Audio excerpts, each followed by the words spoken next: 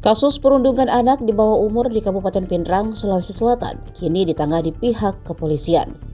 Aksi penganiayaan tersebut terjadi di wilayah kawasan Pantai Salopi, Desa Binaga Karaeng, Kecamatan Lembang pada hari Minggu 21 Juni 2026. Jarak kawasan wisata tersebut 42,9 km dari kota Pindrang, Kecamatan Watang Sawito.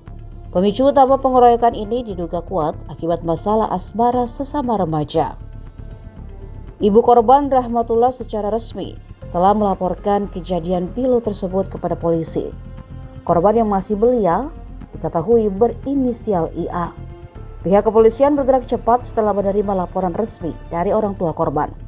Korban dianiaya oleh temannya sendiri yang merupakan anak di bawah umur sejumlah 6 orang. Dari laporan tersebut telah kami lakukan klarifikasi atau permintaan keterangan terhadap korban maupun orang tuanya.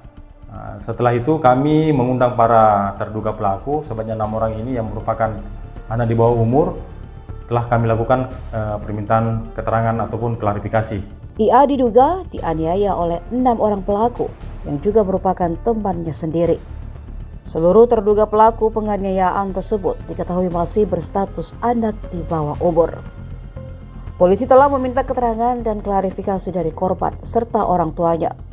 Petugas juga sudah mengundang 6 terduga pelaku untuk dimintai keterangan lebih lanjut. Download Tribun X sekarang, menghadirkan lokal menjadi Indonesia.